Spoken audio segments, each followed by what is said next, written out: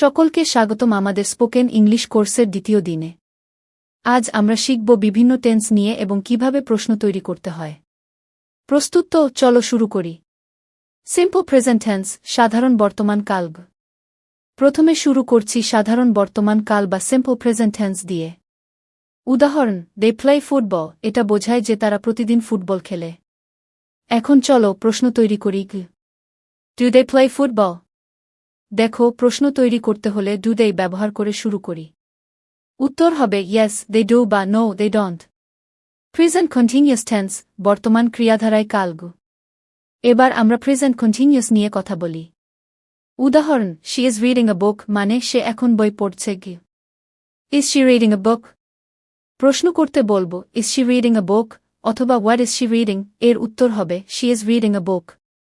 Present perfect tense, বর্তমান নিখুঁত কালগ। প্রেজেন্ট পারফেক্ট টেন্স বোঝাতে আমরা বলবো we have visited the park, মানে আমরা পার্কে গিয়েছিলাম। Have you visited the park? প্রশ্ন করতে বলবো have you visited the park, আর যদি জানতে চাও কোথায় গিয়েছিল বলবো where have you visited. Present perfect continuous tense, বর্তমান ক্রিয়াধারায় নিখুঁত কালগ।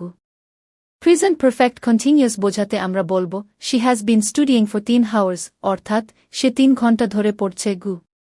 Has she been studying for 3 hours? প্রশ্ন করতে বলবো has she been studying for 3 hours, আর জানার জন্য কতক্ষণ ধরে বলবো for how long has she been studying. Past future tense, অতীত ও ভবিষ্যৎ কালগ। সংক্ষেপে বলি পাস্ট টেন্স এবং ফিউচার টেন্স নিয়ে। যেমন past tense did they play football এবং future tense was she travel to Paris. Summary recap. তো আজ আমরা শিখলাম প্রেজেন্ট টেন্সের সব রকম প্রশ্ন এবং কিছু পাস্ট ও ফিউচার টেন্স নিয়ে।